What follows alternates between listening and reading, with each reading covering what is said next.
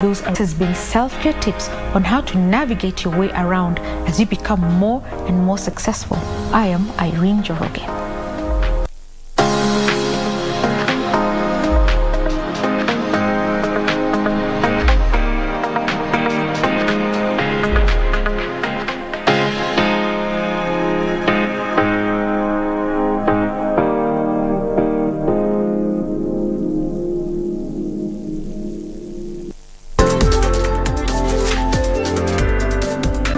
In recent past, there have been reported cases of highly adulterated honey that could have serious health implications as well as economic consequences. Well, this week on The Process, we take a look at how honey is processed. Once the testing is done, the honey is then weighed in preparation for the warming process. The Process, proudly brought to you by Buchan Furnitures Limited. Local manufacturers of quality office furniture and dealers in quality office equipment like fireproof safes and cabinets. For orders, visit our showroom at Uniafric House, Koinange Land off Koinange Street. This is the Gideon,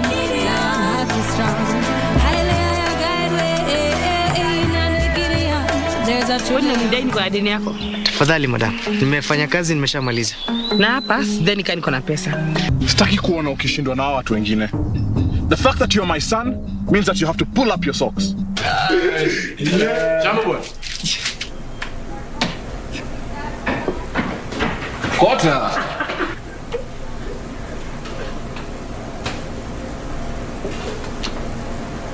Hata kuona kaa wewe Shambo boy. Sasa nishinda mimi mtu ya coaches. Twende. This is the Gideon.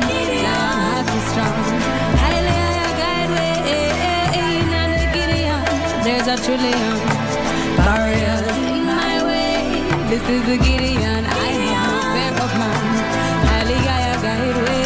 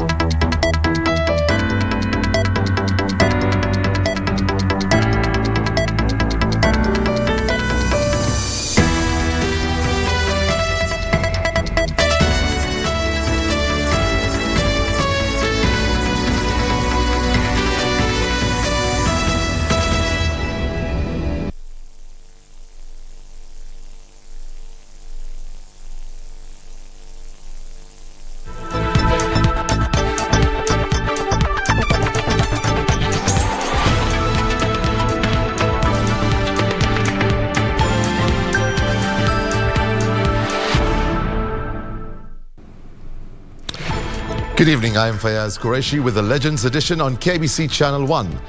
Tonight on The Living Legends, we speak to retired elite cricket umpire Subhash Modi, who officiated at the Commonwealth Games, a Champions Trophy and a World Cup. And our sign language interpreter for tonight's edition is Byron Abudi. First, a quick look at the highlights for tonight's bulletin.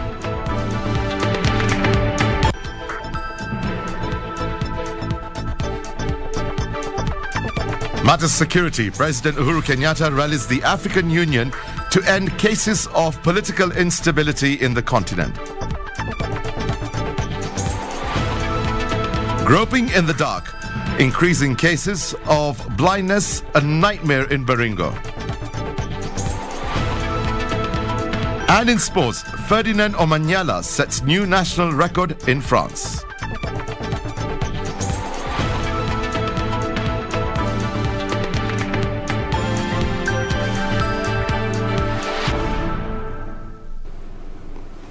Welcome back. President Uhuru Kenyatta has rallied the African Union, AU, to end the increasing cases of political instability and insecurity on the continent by taking decisive action. Uhuru, who spoke in Addis Ababa, Ethiopia, when he delivered the progress report of the African Union Peace and Security Council, noted the deteriorating situation was undermining the continent's socio-economic progress. Speaking during the 35th ordinary session of the Assembly of Heads of State and Government of the AU, President Kenyatta called for decisive action against rising political instability and insecurity in Africa, terming the situation a worrying trend that needs to be decisively dealt with. A number of challenges continue to undermine efforts by member states to re-establish state authority in conflict-affected areas, and furthermore, the adverse effects of climate change continues to impede the continent's socio-economic development efforts, thereby exasperating threats to human security, peace and stability. All these challenges are calling for a redoubling and enhanced coordinated efforts in order to address the resurgence of unconstitutional changes in government. On the conflict in Western Sahara, President Kenyatta decried the escalating military tension between the Kingdom of Morocco and the Sahrawi Arabic Democratic Republic, despite the various UN and AU resolutions that proposed measures to de-escalate the tension. In this regard, the Assembly may wish to request the Peace and Security Council to discharge its mandate on the conflict in Western Sahara in accordance with the relevant provisions of its protocol and the relevant Assembly decision by reviewing the situation in the Western Sahara as necessary at heads of state and government level. Earlier, President Kenyatta, who arrived in the Ethiopian capital on Saturday morning, witnessed the transfer of the African Union's chairmanship from President Felix Tshisekedi of DR Congo to his Senegalese counterpart Macky Sall during the opening ceremony of the two-day summit. Speaking about the conflict in Tigray, Ethiopia, Ethiopian Prime Minister Abiy Ahmed said his government was taking all necessary steps to ensure that law and order was restored. On Sunday, President Kenyatta, who is the current chairperson of the African Leaders Malaria Alliance, ALMA, will present a progress report on the fight against malaria on the continent.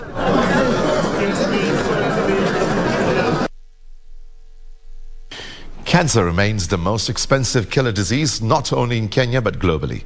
Locally, breast cancer remains the most diagnosed type of cancer at 16%, according to the World Health Organization.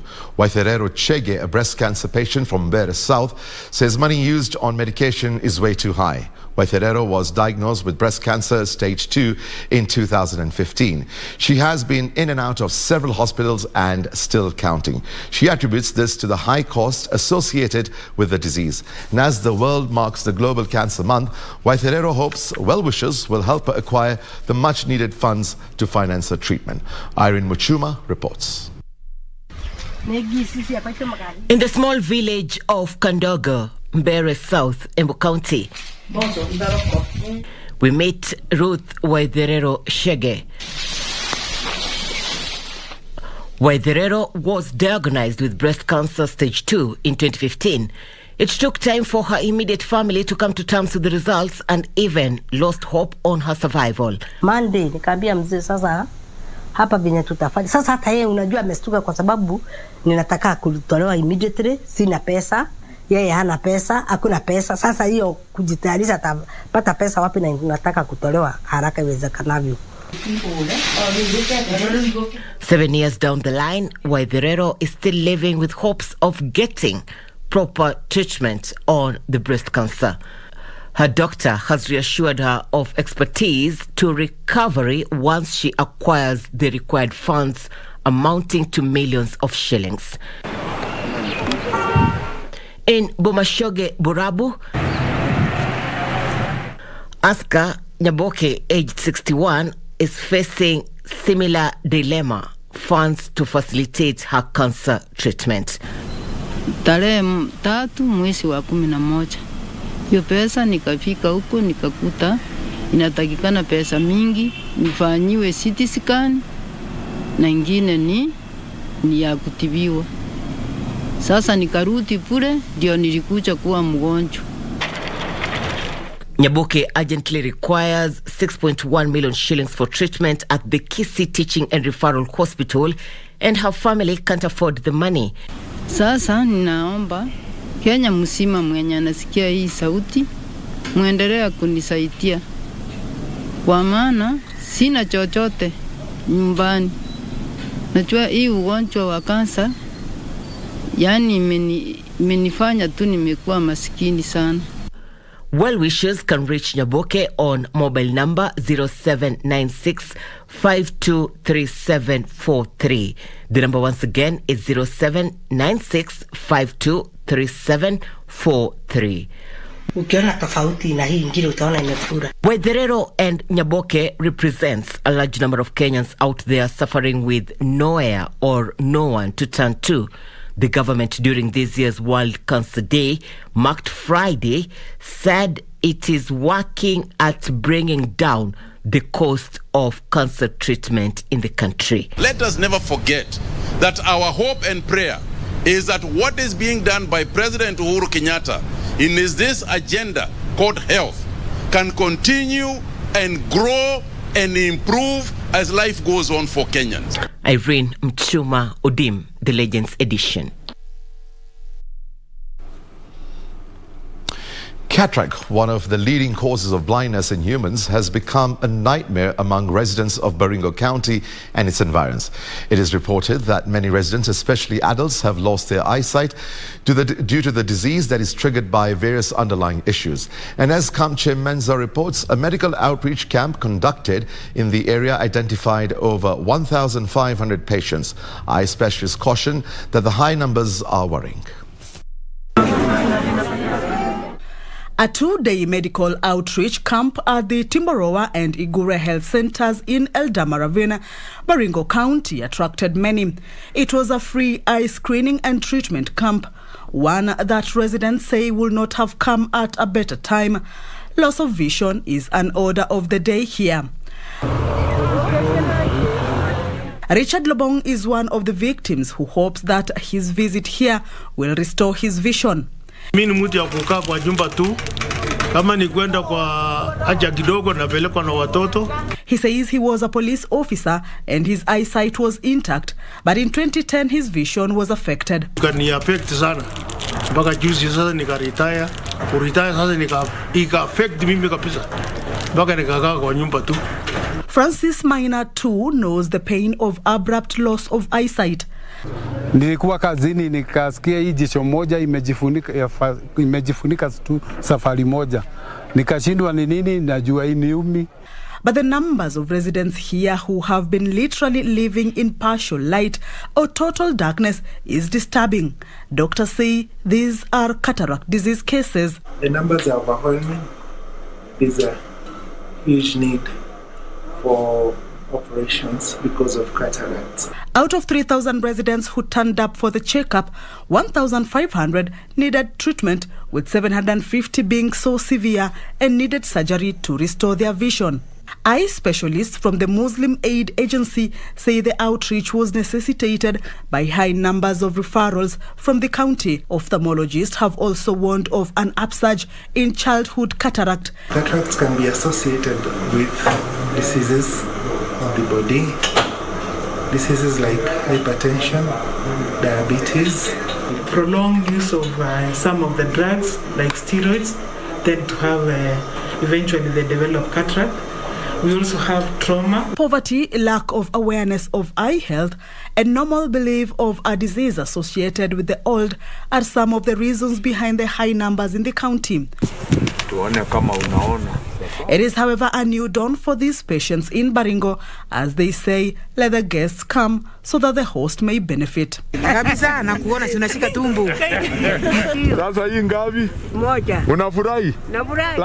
Kamche Menza for the Legends Edition. Kilifi County is advocating for a total ban on the use of diapers, saying it is a major polluter of the oceans. Environmentalists in the area say disposable diapers are posing a great danger to the environment than that caused by the banned plastic carrier bags. Purity Museo reports. This is one of the dumping sites in Malindi Town, Kilifi County. Mountains of soiled disposable diapers are rapidly building up. The hazard disposal finding itself in every available space, such as this open drainage system. the county's waste management department, saying the menace is not limited to Malindi but other towns are too affected. Swala hili pia tumeliona ni changamoto na tutaona vile tunavyoweza kufanya ili kusaidiana wananchi kwa ujumla ili kuhakikisha kwamba disposal ya diapers inaangaziwa vilivyo ili kuhakikisha kwamba miji yetu inakuwa safi zaidi.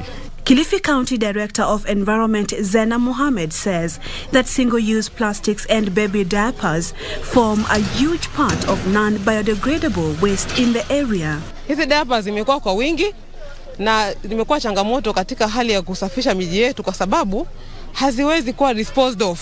According to experts, tons of non-decomposing baby diapers usually find their way to the beach and into the Indian Ocean, thereby becoming a threat to marine life. Hizi diapers hazichomeki wala hazifanyiki lolote.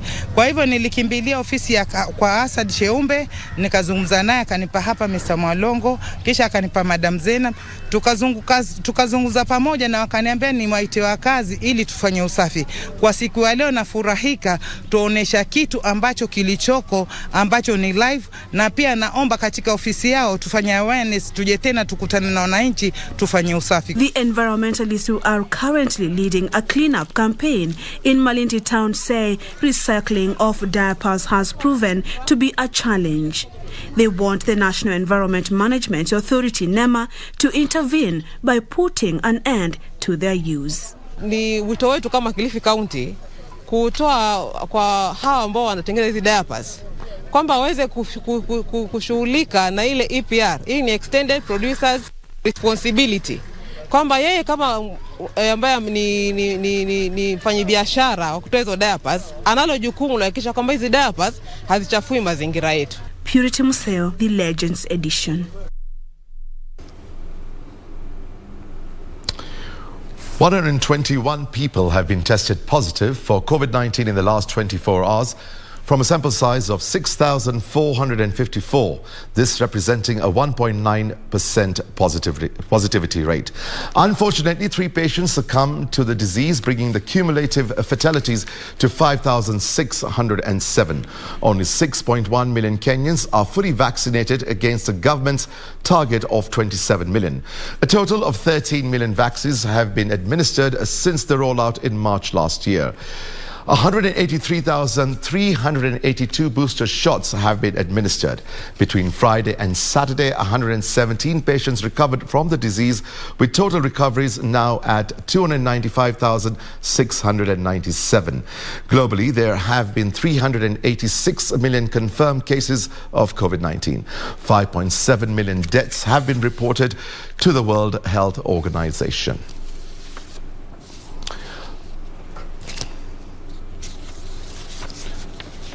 The Kenya Kwanza Alliance now wants the president to assure Kenyans of a free and fair election, free from any state machinery interference. The leaders took issue with reports that the president intends to handpick ODM party leader Raila Odinga's running mate in the August polls.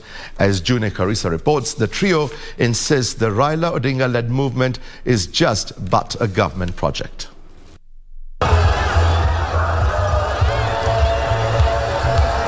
Matuga, Kwale County was the first stopover for the Kenya Alliance Brigade, followed by Likoni before pitching its final camp at the Tononoka grounds in Mombasa in its second day at the coast. The Alliance top leadership, led by Deputy President William Ruto, took issue with the president on the claims that he intends to handpick a running mate for the ODM party leader Raila Odinga in the forthcoming polls. Wakenya hawawezi kupigia kura puppet ya mtu yoyote. Wakenya hawawezi kupigia kura kibaraka ya mtu yoyote.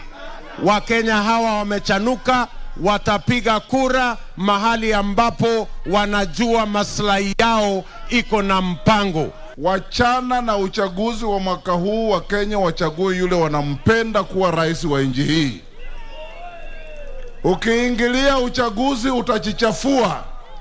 We want to give you the dignity that Mzee Kibaki is enjoying in Kenya today. If Kenyans decide and we underpin democracy with free and fair elections, Kenya shall be the best country that you can ever want to live in. Tunakuheshimu na ni haki yako kuchagua unayetaka kumpigia kura yako moja. Kwa nini Raila ataanguka mwaka huu? Kwa sababu Uhuru Kenyatta anataka kujiridhi kupitia kitendawili, na Wakenya wamesema la. Your time is up. Arrange for you to go home. Don't interfere with your succession because you will not succeed. The leaders further vowed to scuttle plans to amend the election laws, saying the move was a recipe for election irregularities. Atukimaliza kura, unaenda kukaa kwa giza, TV imezimwa, radio imezimwa, mitandao imezimwa, mpaka ungojee kwa hiari ya mtu fulani ndio watangaze. Mnakubali hiyo? The trio defended their pact, saying it was meant to realize the economic liberation of the country. Kenya Kwanza is not about retribution, but Kenya Kwanza is about justice. Tubadilishe uchumi kwanza, ndio tupange ajira ya vijana wetu, na tupange biashara ya kila mtu, na tupange kilimo kwanza, tuondoe njaa. Local leaders allied to the Kenya Kwanza Alliance vowed to weaken ODM's popularity in the region. Mimi na Musalia tulisukuma gurudumu ya mzee Raila. Huyo mzee ni mzito, hasukumiki. Hii Mombasa si mali ya mtu, Mombasa ni yetu sote. Na safari hii, raundi hii, sisi ndio kusema, ama namna gani? Mimba ya mwanaharamu inaingia mara moja. Ya pili ni kusudi. Mulitiwa mimba 2017, musitiwe tena mimba 2022. The goal squarely lies with the residents at the coast to either accept or reject the Arctic's gospel inroads that will propel their state house bid come August 9th. Juni Karisa Mbele from Tononoka, Mombasa County.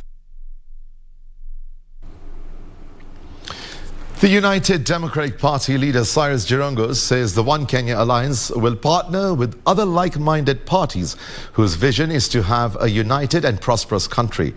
Jirongo, who is one of the OKA principals, says any negotiation between their outfit and other political formations will focus on how to reboot the country's economy, but not positions. Timothy Kipnusu with more details.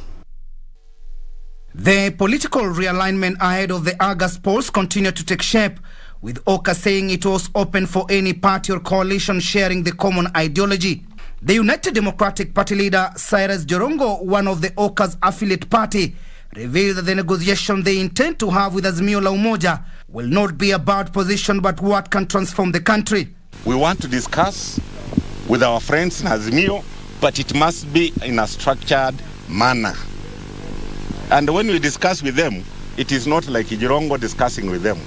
It is a team called One Kenya Alliance. Tunafanya mpango na mimi nafurahia Kalonzo Musyoka yuko njiani na kikundi chake kuungana na Azimio.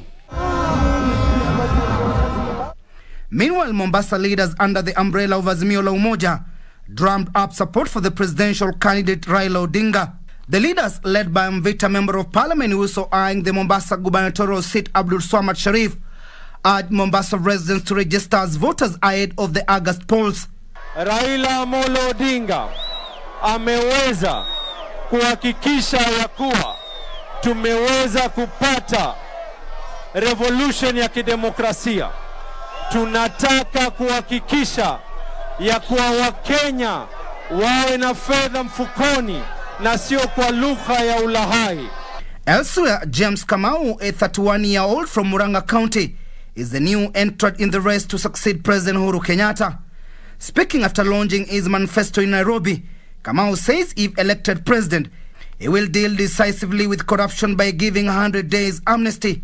After the expiry of 100 days, we are going to introduce a tribunal through judiciary to look at all the expenses, at all the expenditures of all 47 counties and of all the national government for the past 50 years. Our first political rally will be in Murang'a. Timothy Kipnusu for Legends Edition. Local leaders and the business community from Marsabit town have called for speedy investigations into the disappearance of Roba Abdub Saleka, who was abducted by unknown people in Nairobi's South Sea estate.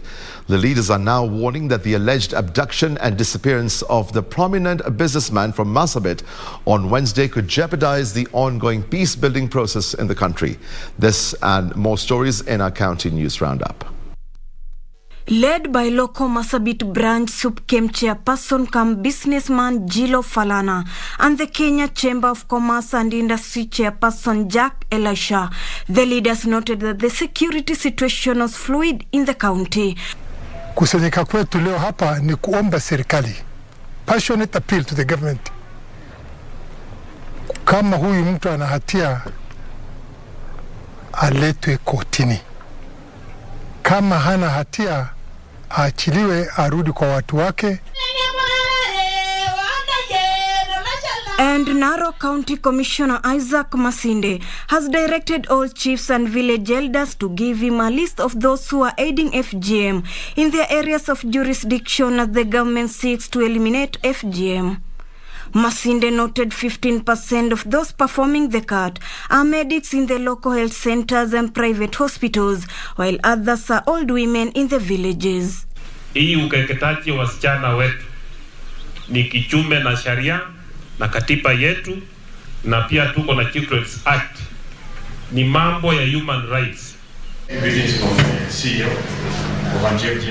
On the same breath, Migori County has launched the Youth Anti-FGM Network that aims to help in the fight against FGM. It's very important for us to engage the youth because we understand that for us to end FGM, then it has to end within this particular generation. Elsewhere, Kilifi County government is on the spot for failure to replace the retired healthcare workers, a turn of events that has crippled provision of healthcare services. At least we are right now filling that gap, and once we are done with the replacements, then we will go according to our strategic plans to do the additional staff. Meanwhile, leaders from Athi River have held a closed-door meeting with EPZ leadership to unravel the stalemate following protests by workers over salary delays, among other grievances. We want investors, but we want investors who respect the rights of Kenyan workers and investors who respect the labor laws of this country. Finally, over 5,000 scrap metal dealers in Nakuru County have appealed to the government to lift the temporary ban on the trade. Led by Nakuru Scrap Metal Association chairperson Joseph Wandaka, the traders want the president to ensure the new guidelines are quickly put in place so as to avert more losses. Sisi tunalete 100 million every day, wale watu wako Kenya mzima. Hiyo ndio ile pesa inapotea kwa vile sisi miras wetu wamefunga, wale wanasiaga chuma. For Legends Edition, I'm Ruth Wamboi. Toby Lamila is all set with the latest in sports. He'll join us after the break. Stay with us.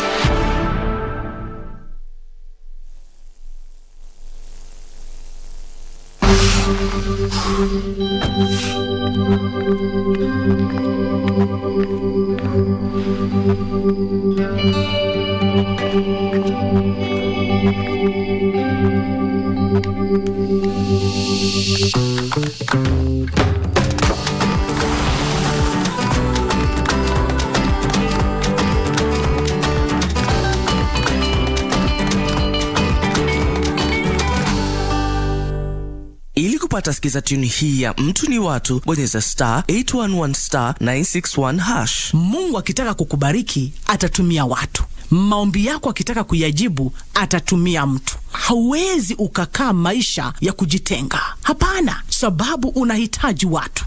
Angalia, toka nje, wacha kukaa peke yako. Toka kutana na watu. Jumuika na watu. penda watu, furahia watu, zungumza na watu. Baraka ili kupata skiza tune hiyo ya mtu ni watu, bonyeza *811 961 hash, *811 961 hash.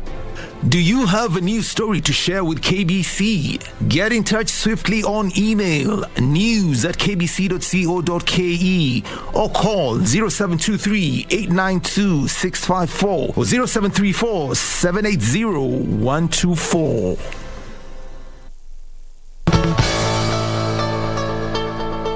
What did you borrow from the previous regime? 2.1 billion. 2.1 billion. That's a whole financial. Yes. That's a whole budget of development for one financial year. Yes. So in essence, we are saying the former has actually done 2 terms. Oh, that's a painful one to the last one.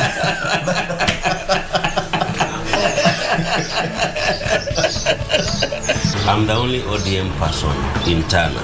You don't have an MCA? Not even a single one, not even the speaker. Jimmy has a small party. The deputy president is my speaker.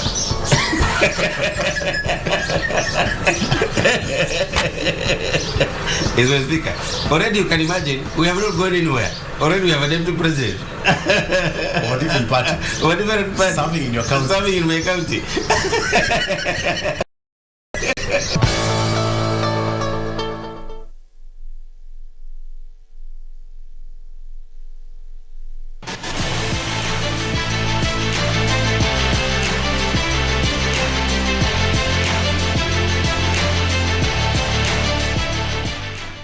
Good evening. Once again, it's a big welcome to the sports edition. In the Legends edition this Saturday evening, we hope that you're all fine and brimming for the sports updates lined up for you this evening. Among them, the Kenya track starting off the season. Under the international scene, Omanyala is the news. So stay with us.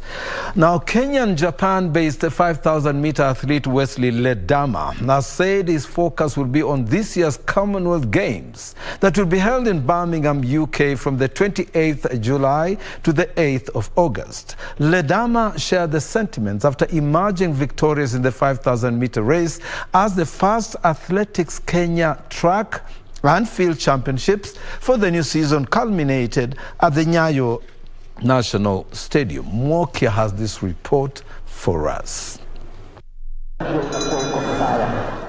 The 2-day Athletics Kenya Track and Field Championship, which brought together athletes drawn from different regions in the country, culminated at Nyayo National Stadium.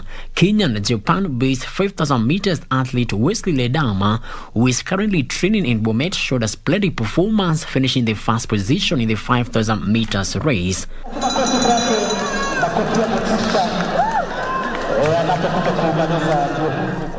Kwa majina naitwanga Wesley Ledama.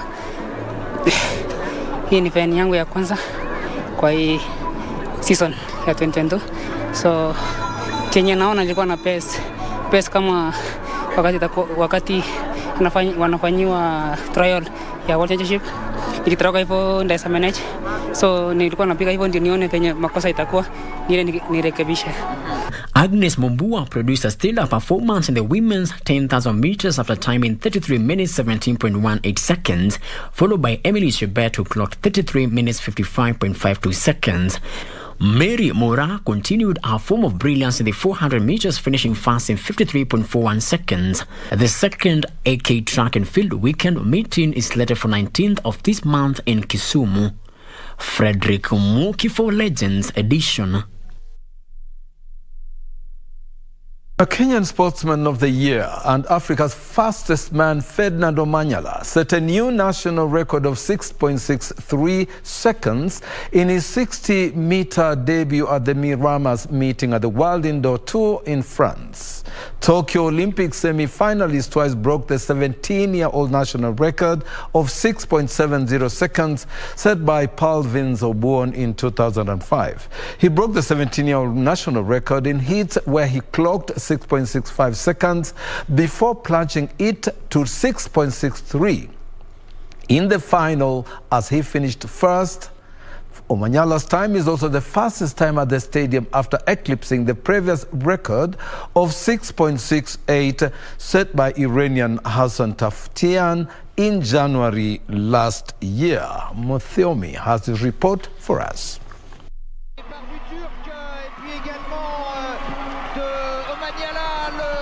Qui va faire la différence, c'est vraiment lui le plus fort, même sur 60 mètres, même si Marissa, il ne réussit pas le...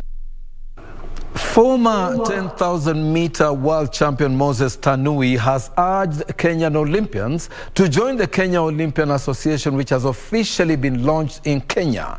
The association is headed by Tanui, will cater for the welfare of the active and former Olympians. Mwoki with a report for us.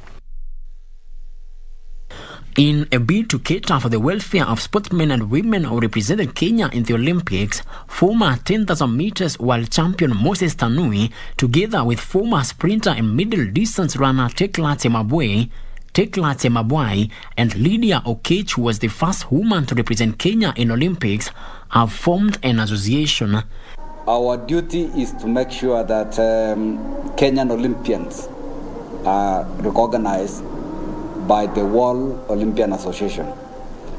Right now, we are doing the registering all the Olympians. Our mandate is to look into the affairs of Olympians, to improve their welfare, to look up to upcoming Olympians, potential Olympians. So we are focusing all the sporting federations. Our Olympians are suffering a lot. They actually represent the country. When the games or the sport ends, nobody remembers them. So as the president puts, this is the home. We want to make an impact. We want to see how we can help our Olympians, because after the games, nobody remembers them. The association is calling on Olympians to register for free and become active members in order to make the association vibrant. The Kenya Para Taekwondo national team finished 4th in the 5th edition of the Africa Para Taekwondo Championships held in Niamey, Niger. The team of 9 athletes who competed in 2 class divisions won a total of 4 medals, 1 silver and 3 bronze medals, and also won the Fair Play Award. Lena Muthoni won the silver after losing to Darcy Marima from the Cameroon in the under 65 kilogram category, K44 division finals. Judy Wangare won a bronze medal, having lost in the semi-finals to Flora Kimoto from the Central African Republic. So did Linda Birita and Joseph Owino. Hosts Niger, Ghana and Egypt were the top 3 teams in the tournament.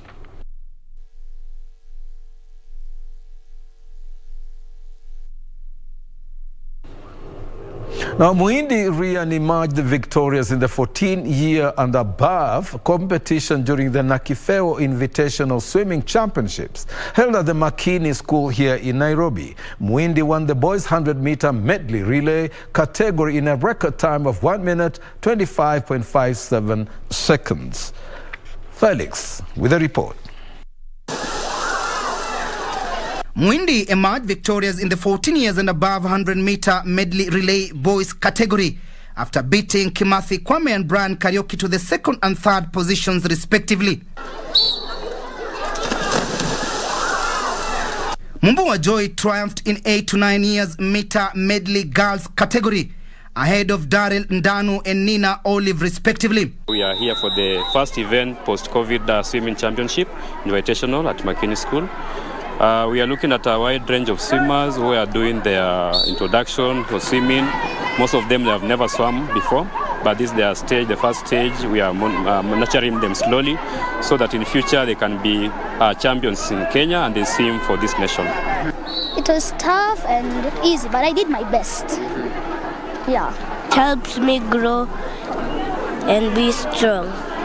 In the other events, Mudachi William finished first in 7 years in under 25-meter butterfly boys category, whereas Waithera Abigail secured victory in 10 to 11 years meter medley relay within 2 minutes 53.2 seconds.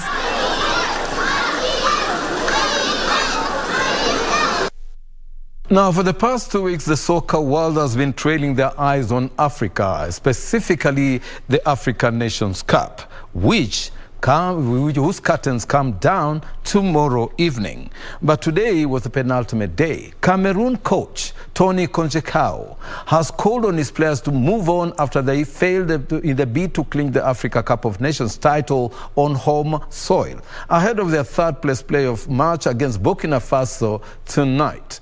The indomitable Lions failed to reach the final of the 33rd edition in Yaoundé after falling 3-1 on penalties to Egypt after the two nations are tied 0-0 in normal and extra time. The defeat against the Pharaohs ended Cameroon's run to win a 6th AFCON title, having won in 1984, 1988, 2000 and 2002 and 2017. The clash between Cameroon and Burkina Faso will be a repeat of the opening fixture of the tournament, when the hosts came from a goal down to win 2-1 on the 9th of January this year. The final between Egypt and Senegal will be played tomorrow night.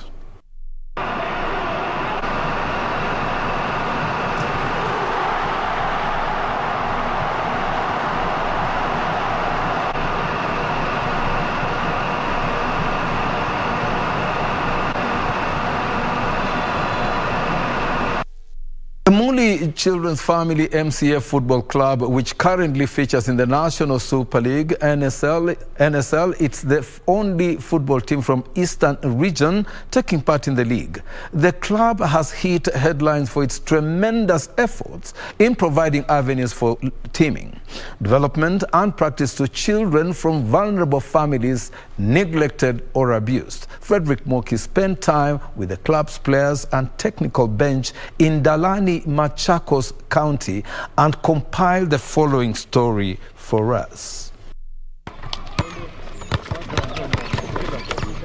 Talent is an exceptional skill that, when nurtured, plays a huge role in transformation of a society. It is in this regard that Dr. Charles Muli, a man of God and a business philanthropist, founded the Muli Children's Home Football Club in 2017. One of the things that made me to start this club, Muli Children's Family Football Club, is the manner in which myself, I love sports and the games. The second is about when our young people grew up here and they became so fond of this kind of playing football and athletics and many things. I decided now to start formally a club, that the Muli Children Family Football Club.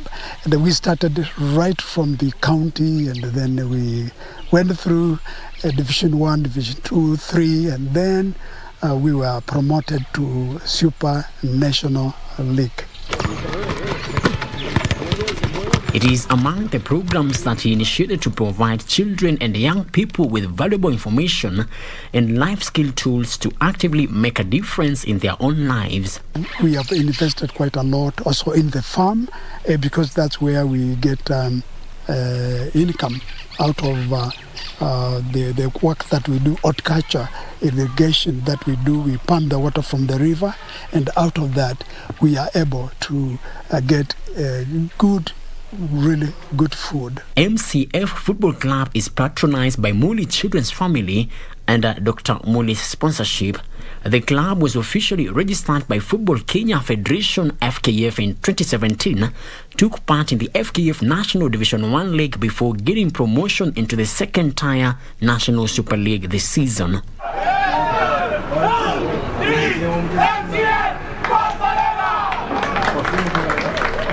The club continues to inspire and foster football development at both the county and national level. MCF Football Club is highly motivated with a blend of both experienced young players with a vision of turning out for the national team one day. Tumeweka matumaini yetu sana na tunaweka bidii sana kumake sure tumewania position zile za maana za mbele, ya kwanza ama ya pili, ndio tuweze kuingia katika Kenya Premier League. Ijakuwa rahisi kwetu kwa maana mpira ni competitive na iko na mambo nyingi, lakini tunasukumana nayo to make sure hao vijana wako hapa ambao Dr. Charles Moli amewaleta in terms of kuwapea job. Wengine amewarescue kutoka section different, anajaribu kuona anaweza nurture their talent aje, na wengine pia kuwapea kazi katika uchezaji wa mpira, ndio waweze kusaidiana na wale vijana wenye wamekuzwa kutoka hapa, ndio pia wao waweze kuinuka na waweze kujua maana ya talent na sports. Nilikuja hapa Boma 2004 na kutoka hiyo wakati vile nilijoin hapa hiyo 2004 vile niligundua kuwa naweza cheza, nimekuwa nikitrain nikiwa kutoka class 6, nimekuwa nikitrain tu, zingine tuko wengi, zingine unakuta uko peke yako, ile individual training. The club is led by experienced and veteran coach David Mahila and is seeking sponsorship as it envisions playing in the Kenyan Premier League. Saizi kuna shida sana ya finance. Kwa mfano saizi kuna wachezaji wangu wako Mathare, kuna wengine pia kwa Sofapaka. Unasikia mtu kama Wazito wanaenda sijui miezi ngapi wajalipwa, so unapata in the process mzee sign contract lakini pia hiyo pesa apate, so unapata tuna decline kwa sababu ile kitu tumeaidia na mchezaji upate. Sisi tuko home and away, kwa hivyo game zote zetu ziko away, kwa sababu tulikuwa tunachezea maybe within hapa Machakos in terms of fans wetu na kiwanja yetu ingekuwa ni advantage, kwa sababu kwa mfano timu inatoka Kisumu tunachezea Thika, sisi wote tuko away. Kwa hivyo mimi ningefurahia sana kama tungepata kiwanja yetu, kwa sababu itacheza part kubwa kwa morale ya team na morale ya mafans wakuje pia waone game. Kwa hivyo ningefurahia sana kama tungekuwa na kiwanja yetu. The team has amassed 11 points from its opening 8 matches, having won 3, drawn 2 and lost in 3 games.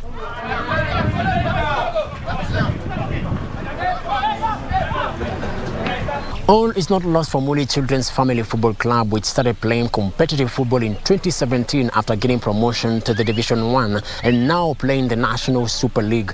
The team has hopes of playing in the top Kenyan Premier League next season. Reporting for Legends Edition from Ndalani in Machakos County, my name is Frederick Mwoki. Now to the international scene. Norway's Therese Johaug dominated the women's 15-kilometer skiathlon to win the first gold medal of the 2022 Winter Olympics. The 33-year-old, who has won 14 world titles, had never won an individual Olympic gold medal, but she powered away to finish 30 seconds clear of the pack. Her gold comes just a day after the game's opening ceremony. 24th edition of the Winter Olympics officially got underway after the Olympic cauldron was lit in a restrained opening ceremony in Beijing. Almost 3,000 athletes from 91 nations will compete across the games. The International Olympic Committee had been criticized for awarding the games to China because of the country's alleged human rights abuses. IOC President Thomas Bach said one of the missions of the games was to unite humankind in all diversity. Beijing is the first city to host both the summer and winter editions of an Olympic Games, with the opening ceremony held in the iconic Bird's Nest Stadium that was built for the 2008 Games. Just as in Tokyo 6 months ago, there were no paying spectators, friends or family present in the stands, although there were diplomats and team members applauding the athletes on. Representatives of 56 ethnic groups from across China relayed the national flag into the stadium to begin the opening ceremony. The Olympic rings themselves emerged from a frozen block of ice, with athletes entering the arena underneath them. Barclay Feather, Legends Edition. And that's all we had for you on the Sports Edition this Saturday evening. You'll join Fayaz later to introduce the talk today. And remember, it's Subhash Modi, one of the elite cricket legends of this country, has produced. It is going to be for any sportsman and woman. It should be the interview to watch. I'm Topi Liambila saying goodbye for now, but see you again next Saturday for another edition of the Sports Roundup. It was glad having you and having you watch us. Stay tuned to KBC Channel 1.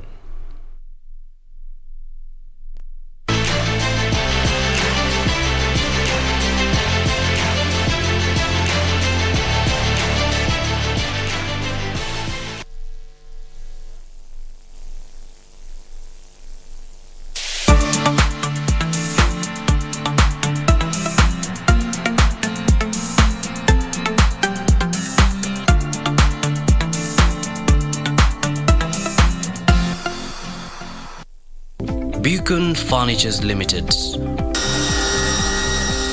We're local manufacturers of quality office furniture, dealers in quality office equipment like fireproof safes and cabinets. Our automated state-of-the-art factories at Henna House along Enterprise Road in Nairobi's industrial area. Our showroom is at Uniafric House, Koinange Lane off Koinange Street. We are passionate believers in locally manufactured goods. When you and I buy locally made furniture, we impact on the livelihoods of our brothers and sisters. For orders, visit our showroom at Uniafric House, Koinange Lane off Koinange Street.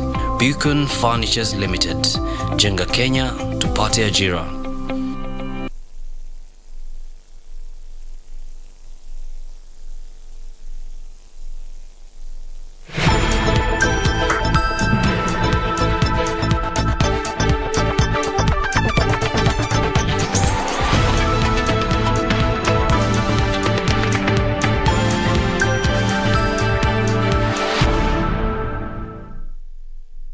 Welcome, I'm Fayaz Qureshi. Our guest on The Living Legends has been a print production manager, but that is not what he's known for. He's better known as a match official. He's officiated at the Commonwealth Games, a Champions Trophy and a World Cup. In his sport, he's the only man to have confirmed the dismissal of his son from a one-day international. In this edition, we hear from now retired elite cricket umpire Subhash Modi. Subhash, it's an absolute pleasure. I've been a big fan of yours. I was a cricketer during my youth, and I think you were one of the best umpires that I've ever come across. Thank you. And that's from the heart. Thank you. So it's great to have you here. Subhash Modi, welcome to Living Legends. Thank you very much, Fayaz. And it's also good to be here with Fayaz yourself, Mr. Bhawame, and the KBC team. It's an honor, and I'm humbled to be here. Thank you very much for being the host for our show. Yeah, thank you. Subhash, you were born in Zanzibar and then moved to Kenya, which became home to you. Tell us about your early life. Yes, I was born in Zanzibar on 30th March 1946. Beautiful island of Zanzibar. Lovely. Yes, I was educated. I had my primary education at ESM Madrasa School, and that school was near Mnazimoza Sports Ground, where senior cricketers used to play. Like there were Ismailis, Bora team, Hindus team. They used to play competitive cricket every Sunday. Okay. And sometimes I used to go and offer my services as a scorer, and the teams used to guide me how to do scoring, and that inspired me some short to have generated interest in the noble game of cricket from my young days of Zanzibar. Yeah. Now, the first World Cup was held in 1975. Correct. And of course, we went at that point in time as East Africa. How competitive was it? It was very competitive. Competing between Kenya and Uganda.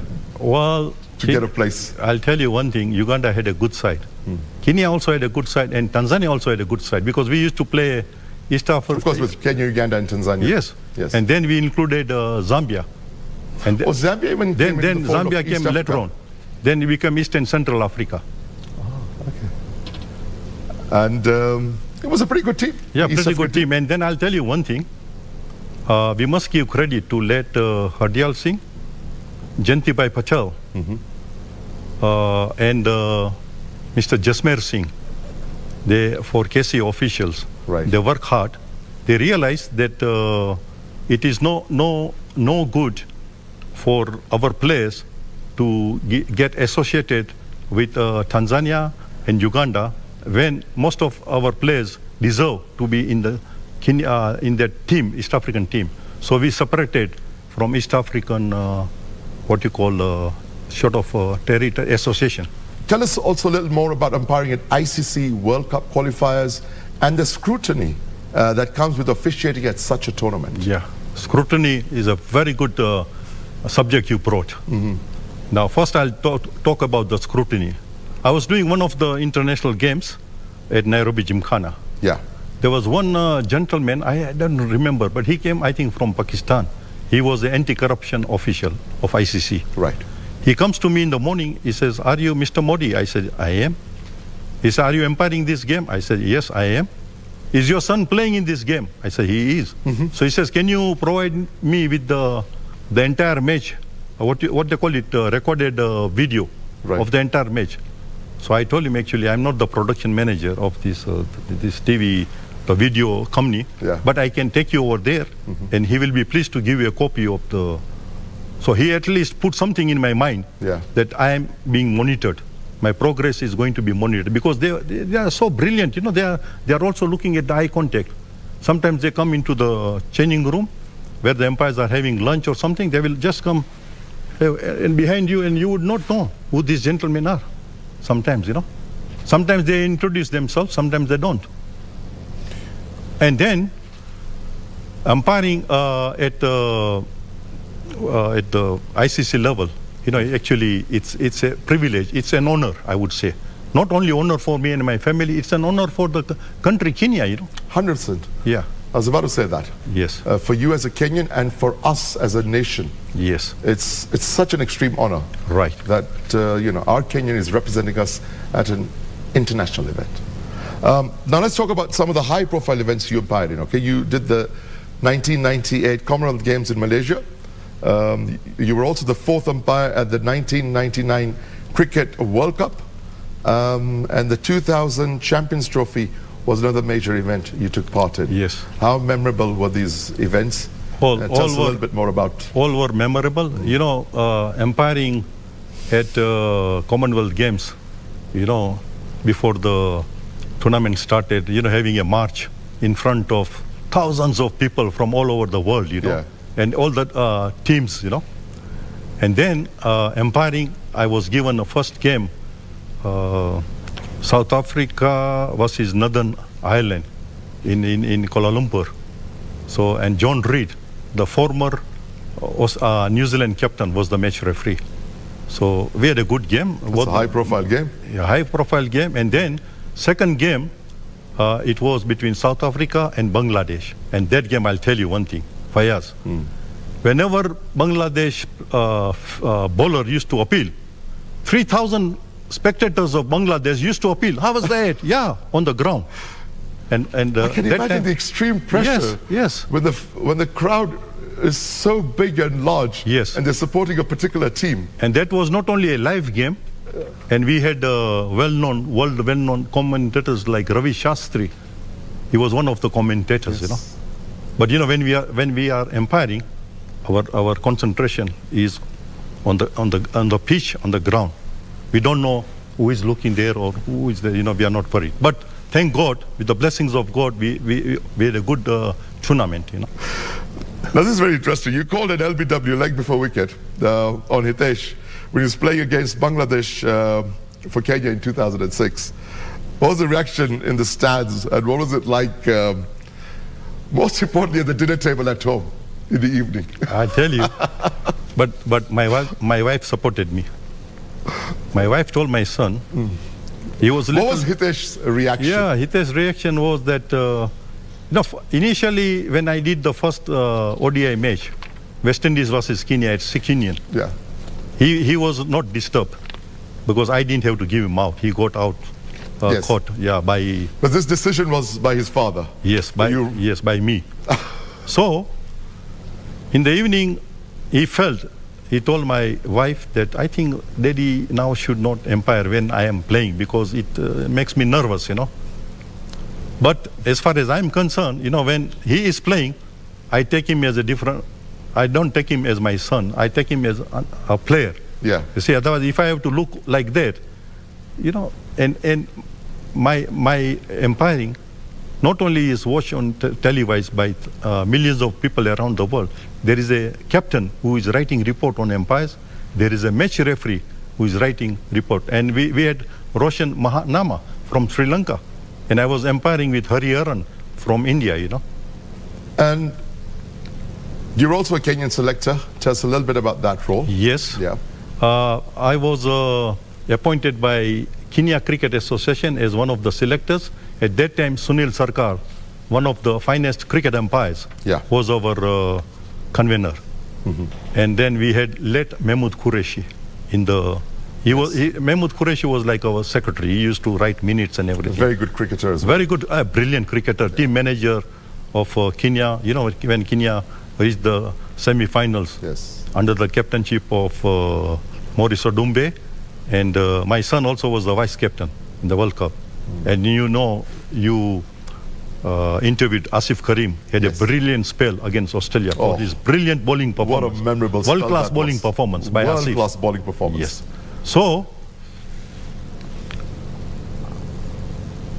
Sunil Sarkar was a disciplined, good man. And that time, we used to have proper minutes and we used to have selection meeting. Sometimes we used to have at Gymkhana, sometimes at Gone Institute, sometimes at Sarali. We used to go everywhere. And we used to keep too much confidentiality about the selection. And then the selection used to go to Kenya Cricket Association. And then they used to bless us whether the selection is in order. So it was being handled very professionally. Very professionally. Yeah. And then... with a strict code of conduct. Yes. And confidentiality. Yes. And 1994 was the first time when Kenya entered into international arena of cricket, because we reached the finals at Ruaraka Sports Club. We lost very closely to UAE in the finals, and the team was brilliantly captained by Tom Tikolo. Yes, another legend. Yes, another legend. Now, your experience of having met heads of states, Honorable President, the late Daniel Arap Moi, at State House before going to the Commonwealth Games in Malaysia in 1988. And of course, the King of Malaysia during the Commonwealth Games in Malaysia, and the Queen of England at the Buckingham Palace in 1999 during the Cricket World Cup. So you've been extremely honored. Yes, not only me, but all the Kenyans. To have met all these heads of state. The sporting contingent were really honored. Very honored and humble. And I'll tell you one thing. You know, when we see these top heads of states, you know, we have different feelings about what. When you meet them, you know, they are like us and they are so friendly. It's a very humbling experience, isn't it? And I'll tell you one thing. We were told, you know, we were given a letter before going to meet the Queen that we have to address her like Ma, or the Prince Phillips as his Royal Highness. So when my turn came, I shook hand, and she was wearing the white, what you call the glove. And I said, I was said, Subhash Modi from Kenya. I said, I just want to take few seconds of yours. She nodded, yeah. You know, I come from Kenya, where you became the queen. Right. At the treetop. She went up as a princess and came down as a queen. That's right. At the treetop. And she said, yes. But pity, we were not allowed to take photos that time. Sad. Now, of course, your experience of... And sorry about... We were also proud to meet late Honorable President Daniel Arap Moi at the State House. Yeah. He was very jovial, very friendly. That was before you went for the Commonwealth Games in Malaysia. Yeah, yes. And in Malaysia, thanks to Mr. late Jasmer Singh. Jasmer Singh had written a book on cricket. And on the top cover, there was the photo of the King of Malaysia and Mr. Jasmer Singh together. I don't know whether you read that book.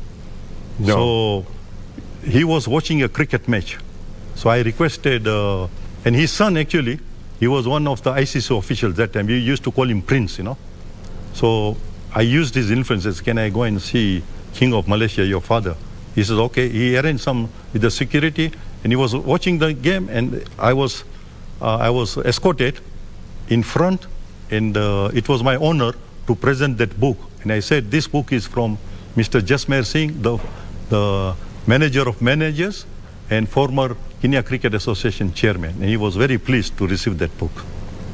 Fine. That was an amazing experience, what you just talked about. Yes. Now we're going to wind up this interview.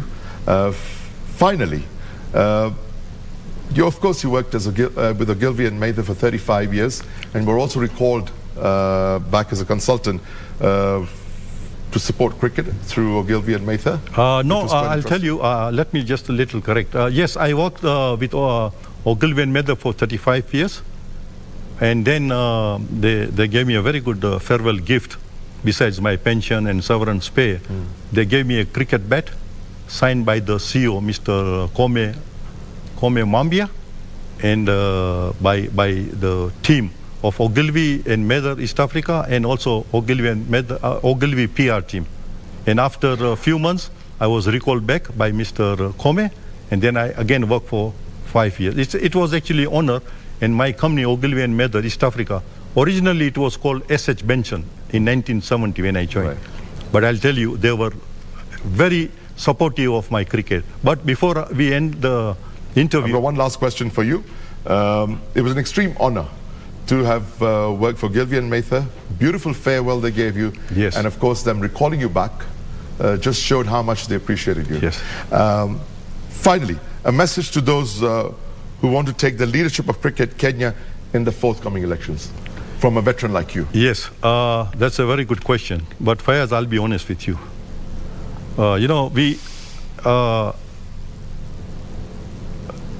I had given my interview during Asif Karim's Kenya International Film Festival. Mm-hmm. And I mentioned there that Kenya did very well historically up to 2003. Right. We were climbing, and all the teams from all over the world wanted to come and play Kenya. Yeah. Teams from South Africa, Pakistan, India, Zimbabwe, name the teams, and they were always keen to come and play Kenya. After 2003, our cricketing graph standards dropping down. I'm not blaming. It's been a very sad state of affairs. I'm not seeing the decline of Kenyan cricket. Yes. Where we were. Yes. Right from the 50s, 60s, the standards, just like you mentioned, were amazing at that point in time. Yes. And we've gone to such a level. Yeah. Is there any way we can spring back? Of course. I am a firm believer. Kenya have talent. If right people are put in the right place, you will see Kenya can restore its glory back. I'm telling you, Fayaz, I'm 100% sure. Kenya have got talent. You see, sometimes people gang up. It's not fair. Selection committee have to be transparent, accountable. We cannot just make any Tom, Dick or Harry to become the selectors. We should have that, if a team is not doing well, we should have proper reports. There should be certain criteria and the right people should be brought into But I'll tell you one thing, sometimes people blame the chairman. I would not blame the past chairman. Chairmen have done their best because nobody wants to do bad for their association. So chairmen have done well, but if players, they don't perform, they should take the blame, True. But before we end our interview, I would like to thank a few associations like my association, Kenya Cricket Umpires and Scorers Association, Kenya Cricket Association, Nairobi Provincial Cricket Association, Coast Cricket Association, Rift Valley Cricket Association, Africa Cricket Association, ICC Africa, and ICC head office. Before they were at the Lords, they were having a small office with Mr. Clive Hitchcock managing the place. Now they have moved to Dubai. Okay. It's a big place now. And let me tell you, you start umpiring with 20 shillings game and you give it back, and then you have so much power, so many associations backing you up, and not forgetting the blessings of God and my family, especially my wife. That's great. Thank you so much, Subhash Modi, for being our guest on The Living Legends. And you are a true living legend, and of course, we highly appreciate you. Yes, and the final word, Mr. Fayaz, you asked me a question. Those umpires would like to come up. I think they should come up.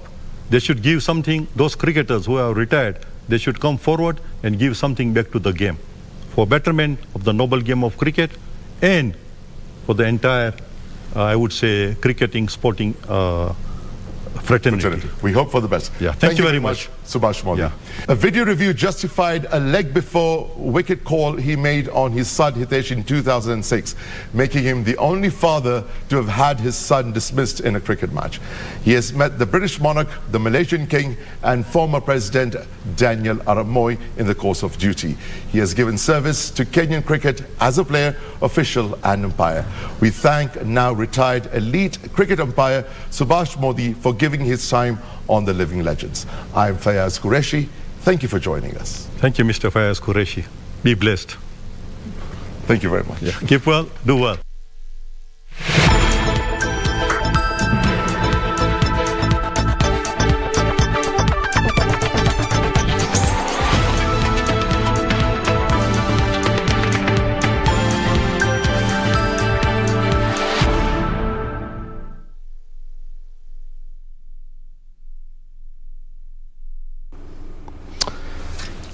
Humbling experience, such a great personality. It was great interviewing Subhash Modi, a veteran umpire. And that's all from our newsroom. Join us next week at 9 p.m. for the Legends edition, only on KBC Channel 1. Our sign language interpreter for tonight's edition was Byron Abudi. I am Fayaz Qureshi. Have a good night.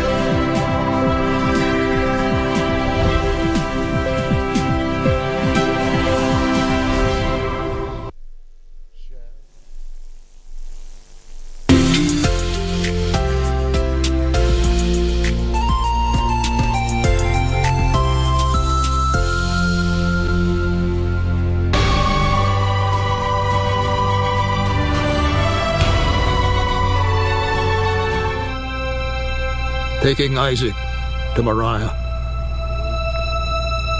we'll sacrifice to the Lord. Father, why do we sacrifice? We sacrifice out of obedience. It's how we worship. My God! Have mercy, oh God! Where is the lamb for the burnt offering? The Lord will provide himself a lamb.